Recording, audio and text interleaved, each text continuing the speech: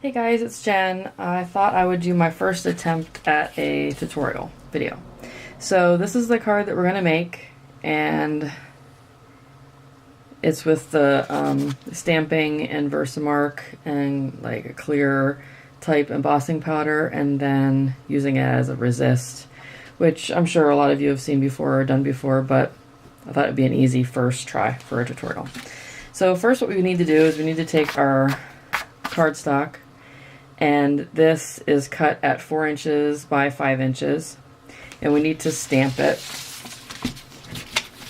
And this is the stamp we're going to be using. So we want to stamp it on Versamark and sort of stamp it somewhat off the edge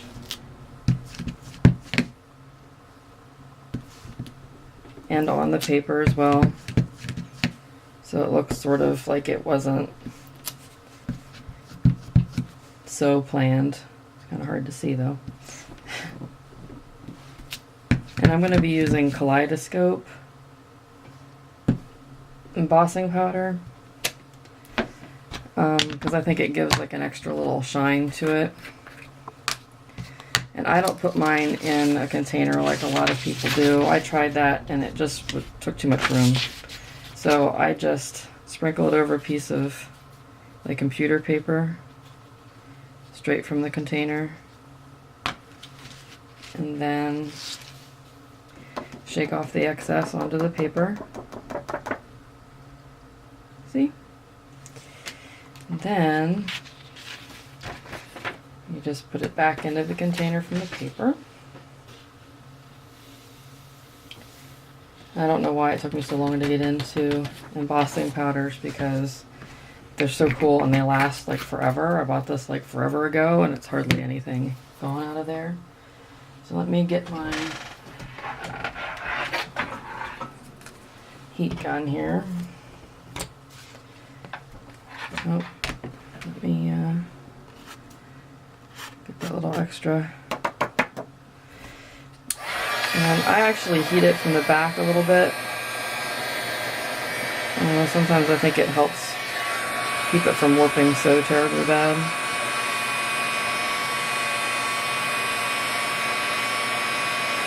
And when I'm doing this, my husband's always saying, "I'm surprised you're not burning right through that paper." He's a funny guy. At least to me he is, so I guess that's what matters, right? So emboss, emboss, emboss.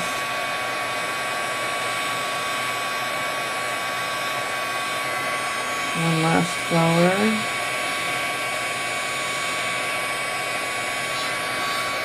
Okay. So then you need to sort of let it cool a little bit before you start the other part. And I'm just going to flip this over so I can use it. Then what you need is a brayer, and I got this at Goodwill for like $1. Brand new. Pretty exciting stuff. And my dog just came in with the ball. She thinks it's time to play. So next what you want to do is you just want to run your brayer. Hopefully this is clean. It looks kind of bad, but you just run it through here, get it nice and green. You want to make sure that it's covered, and then you just run it over your paper. And at first it looks a little not so good because my paper is a little bit wider than my brayer, but I just keep going. And honestly, if it has those lines, oh my, if it has those lines in it, it doesn't really bother me because I think it adds to the like homemade or handmade, whatever you want to say, sort of feel to it. So you just keep going for as dark as you want it to be.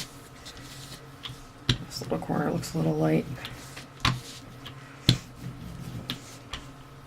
And this is a Stampin' Up! Ink pad, Gable Green, I believe. I got it on eBay. I think I paid too much for it, to be honest, because they advertised it as new, but I'm not so sure it was new.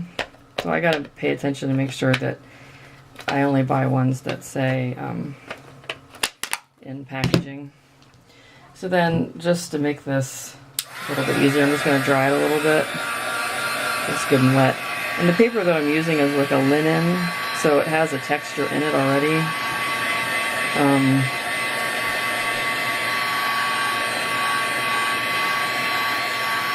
Which I don't know, I think the added texture makes it look a little bit more rich, I guess. And then, because I don't have tissue here, I'm just going to use this white paper and sort of buff the white parts and get some of the green ink off of the parts that we stamped. Just to bring the white out in them. Here we go. So that's that part. So then we want to take, this is just craft cardstock. I think I got it at Michael's. Cut into the A2 size card, which is 4.5 by 5, or 4 1/4 by 5.5. Sorry. So then this will fit right up here. And actually, I think I made a boo-boo.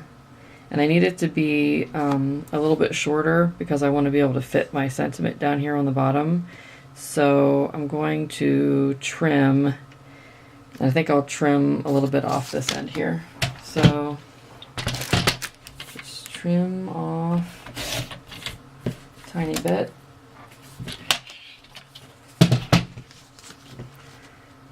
And see if it fits better. And it does.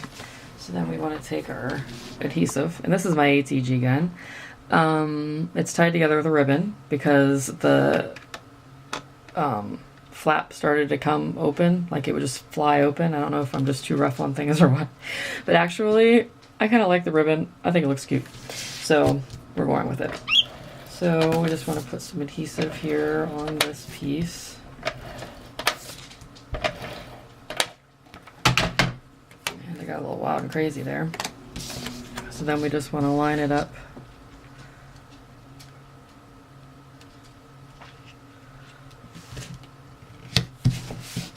There we go. And then the stamp that we're using is in this stamp set, Hampton Art. We Make a Great Pair is what it's called. So, I'll grab this bad boy out of here.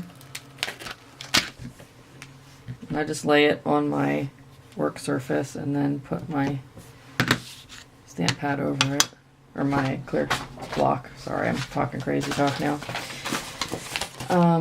We're actually going to use white. Detail white. I just get it at Michael's. I pretty much only shop there. I went to a local scrapbook store this year for Black Friday, but I don't usually shop there, to be honest. So I'm going to put it over. This might totally be out of the shot here. Sorry about that. This is my first video, so you're going to have to cut me some slack, okay? So I stamped it right here on this end. So I'm going to sprinkle my white embossing powder, trying not to get it on the piece that we just put on there because it might still be wet a little bit. And it might stick to it. So put the rest of our powder back in here with our handy duty piece of paper. Put the lid on that, otherwise I'll have it everywhere. And then we want to heat up the sentiment here at the bottom.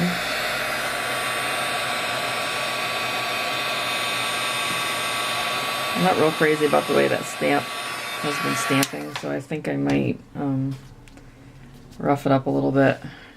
It's actually kind of crooked too, but hey, it's all good, right?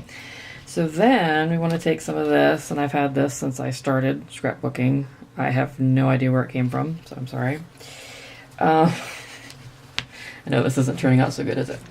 Anyway, and what I did here on this card is I punched a tiny little hole here on the end with my tiny little hole punch. So I think that's what we'll do this time too.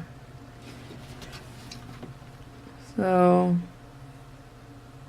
put tiny little hole there. And, sorry, tiny little hole there. That should be good. And then somehow we need to thread this lovely stuff through the hole. If it had actually cut the whole way through, that would have been nice, huh? So, thread it, and I'm sort of twisting it as I'm going through there just because otherwise it doesn't seem to want to go through because it's frayed. So, I think I have to trim it a little bit there. And then put it through, twist, put it through the hole. Okay. Alright. And I think, yeah, I need a little bit more.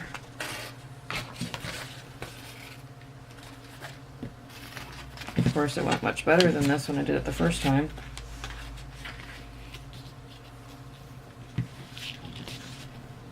So then I think, yeah, I pulled way too much off, but you know what?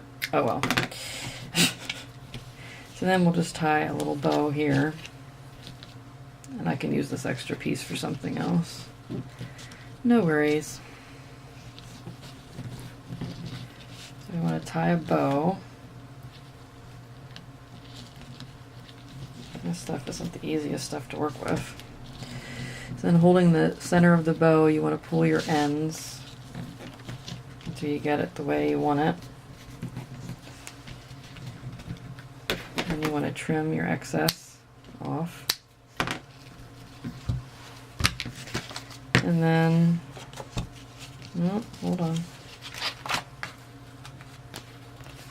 There. And there's your finished product. Almost just like this one. So thanks so much for watching, and go out and have a great day. Bye.